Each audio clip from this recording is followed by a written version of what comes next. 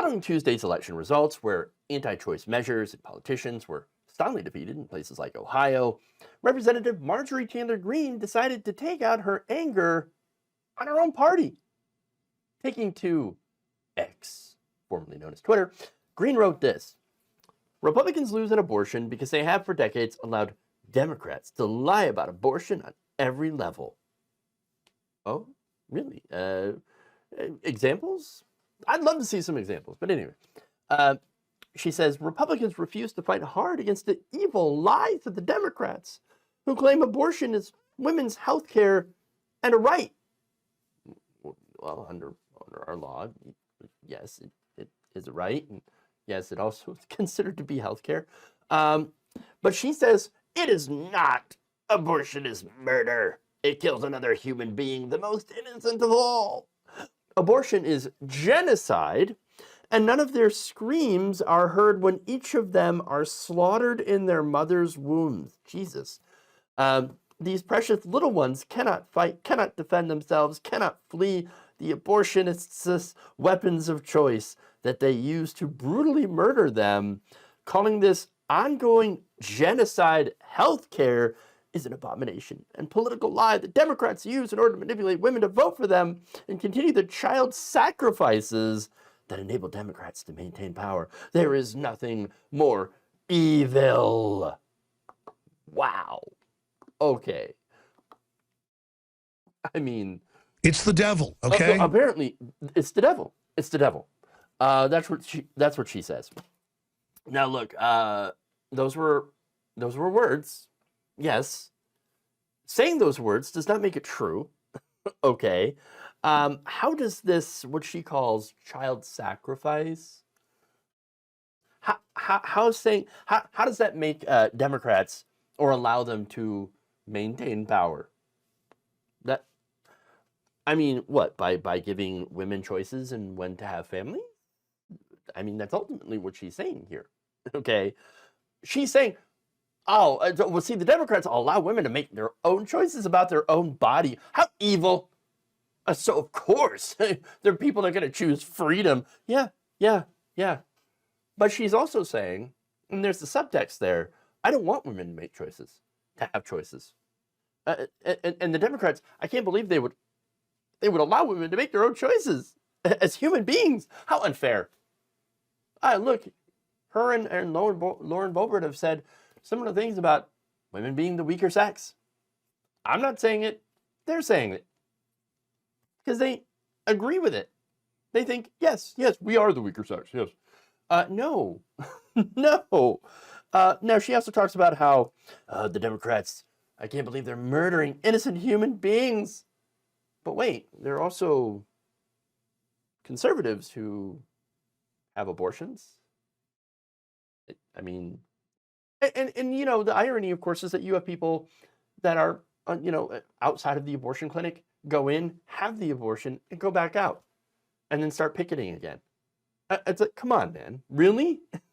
Oh, well, you know, but it was me. I needed it, you see. I needed it because I wasn't ready for your baby, but you're just a whore. I mean, that's the hypocrisy that happens here, okay?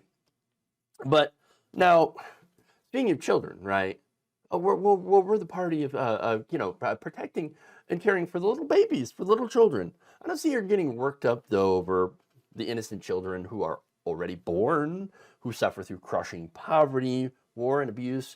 I mean, nothing about what's going on in Gaza right now, which is like half children, half the population in Gaza right now, children being brutally bombed. Okay? I don't see her talking about that. Okay? I don't see her talking about, why don't we protect the Palestinian children? Nothing. Nothing about, you know, protecting the Latino children, you know, from Mexico or Honduras, Guatemala, you know, those countries. They come over, unaccompanied minors, need refuge from, again, horrible, crushing poverty, war, etc. I see Marjorie Greene saying, you stay the hell out of America. You get the hell out of here, you children. So, this whole shtick about her allegedly caring about babies, not really. Not really. And of course, what about the children that grow up in foster care in this very dysfunctional, underfunded system that needs a lot of help? I don't see her talking about that at all. No, the reason that people like Marjorie Greene stand unborn babies is because the unborn babies, they don't really require her to do anything, really, other than to go out and say, oh, Democrats, evil and bad, oh, protect the babies. Look, once the babies are born, they are no longer her concern. And that's the way they look at it.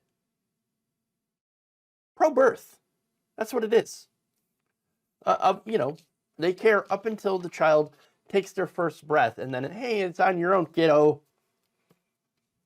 There's more. She went after her own party some more, saying Republicans must stop being afraid to stand up to Democrats' disgusting lies about abortion. The Republican Party needs to boldly offer the truth, the solutions, and most importantly, fight with everything we have to stop communism in America and protect the most innocent among us. Our nation's survival depends on it. Wait, hold on here. Did she just say that abortion is communism? I mean, you heard it here, folks. Having reproductive freedom and bodily autonomy is communism. Wow. Pink-haired communist. Oh my God. Absurd. Okay, look, here's the thing, though. Yes, the right wing hates abortion, but it's not because they're, such proud defenders of the lives of little babies, right? No, what happens to be is again for men that make these decisions, it's about control. It's about controlling women. Yes, keeping them under the thumb. Look, right wing men, pretty sure they have a fear that if women are able to control their own bodies, then they won't get married, they won't choose men, they won't stay with men, and won't become the baby factory that some men want them to be. Now, look, obviously that's not true, but it's also not really false either. Wait, what? No, let me go to a study here in SciPost. Turns out when women are faced with lower physiological parenting costs, such as lower fertility rates and higher access to contraception, they were more likely to actually exhibit greater sexual unrestrictedness. Basically, that means that they were more open to having casual sex or multiple partners, just like men have always done. Okay? So, not a problem when men do it, but a problem with women do it.